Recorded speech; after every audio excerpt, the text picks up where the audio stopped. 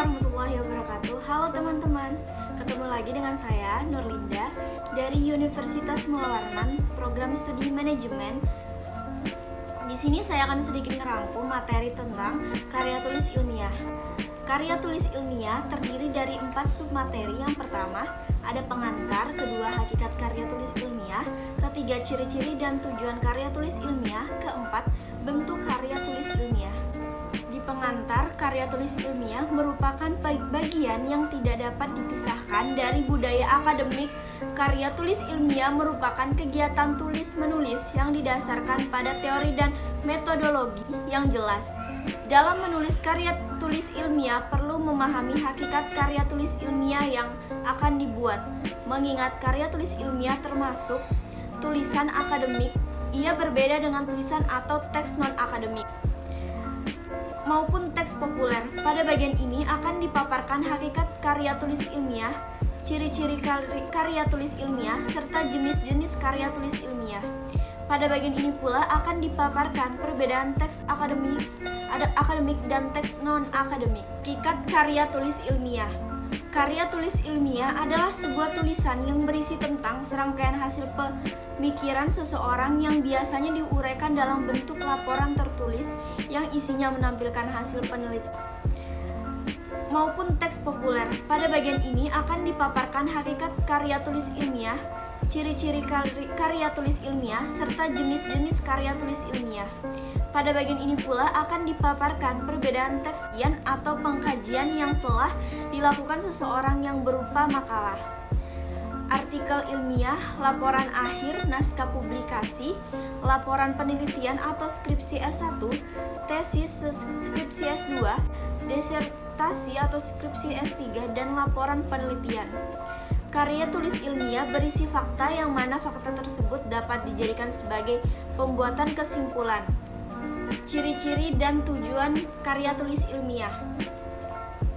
Ciri-ciri karya tulis ilmiah itu bahasa yang digunakan dalam karya tulis ilmiah adalah bahan baku yang tercermin dari pilihan kata atau istilah. Sikap penulis dalam karya tulis ilmiah adalah objektif yang disampaikan dengan menggunakan gaya bahasa impersonal. Struktur kajian karya tulis ilmiah sangat ketat, biasanya terdiri atas bagian awal atau pendahuluan. Komponen karya ilmiah bervariasi sesuai dengan jenisnya, namun karya tulis ilmiah mengandung pendahuluan. Tujuan karya tulis ilmiah: 1. Untuk menyampaikan ide maksud pokok permasalahan yang ada agar lebih mudah dipahami oleh pembaca, maka penulis karya ilmiah membuat dalam bentuk karya tulis ilmiah tersebut. Kedua, untuk melatih kemampuan menulis. Ketiga, sebagai tradisi ilmiah, maksudnya dalam pendidikan di bangku kuliah sering mendapatkan tugas dan membuat karya tulis ilmiah yang mana memiliki suatu kebanggaan tersendiri. Keempat, sebagai tugas akhir dalam penulisan di universitas, karya tulis ilmiah menjadi salah satu syarat kelulusan. Kelima, digunakan untuk menunjukkan ekspresi dari penulis tersebut. Bentuk-bentuk karya tulis ilmiah itu ada artikel populer ilmiah. Artikel ilmiah populer disajikan ke hadapan massa secara populer pada media-media massa cetak. Artikel ilmiah populer tidak terikat secara ketat dengan aturan penulisan ilmiah sebab ditulis lebih bersifat umum untuk konsumsi publik. Dinamakan ilmiah populer karena ditulis bukan untuk keperluan akademik, tetapi dalam menjangkau pembaca layak. Artikel ilmiah populer biasanya dimuat di surat kabar atau majalah. Artikel ilmiah populer merupakan suatu karya yang ditulis dengan menggunakan bahasa yang populer.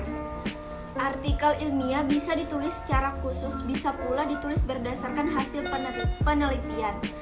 Artikel ilmiah dimuat pada jurnal-jurnal ilmiah, dan kekhasan artikel ilmiah adalah pada penyajiannya yang tidak panjang lebar tetapi mengurangi nilai keilmiahannya.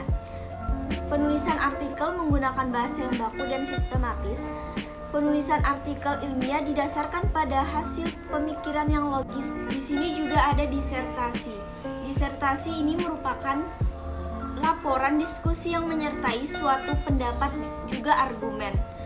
Kedua, ada tesis. Tesis adalah jenis karya tulis ilmiah yang bobot ilmiahnya lebih dalam dan tajam dibandingkan dengan skripsi. Tesis dituliskan berdasarkan pada metodologi penelitian dan metodologi penulisan. Ketiga, ada skripsi. Skripsi adalah karya tulis ilmiah mahasiswa untuk melengkapi syarat mendapat gelar sarjana S1. Dalam pengerjaannya ini dibantu oleh dosen pembimbing yang berperan mengawal dari awal sampai akhir hingga mahasiswa mampu mengerjakan dan mempertahankan pada ujian skripsi. Selanjutnya ada kertas kerja. 1. Kertas kerja dibuat dengan analisis lebih dalam dan tajam. Kedua, tujuan menyusun kertas kerja membantu proses menyusun laporan keuangan, mengurangi kesalahan yang mungkin terjadi, memeriksa terhadap ketepatan perhitungan yang dilakukan. Ketiga, fungsinya sebagai alat bantu sehingga dapat membantu untuk mempermudah dalam menyusun laporan keuangan. Keempat, macam-macam bentuk kertas kerja, bentuk 6 kolom, bentuk 8 kolom, bentuk 10 kolom, bentuk 12 kolom.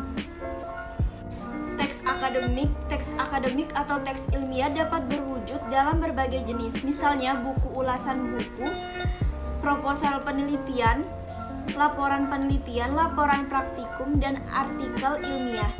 Jenis tersebut dapat berupa deskripsi, laporan, prosedur, eksplanasi, eksposisi, dan diskusi.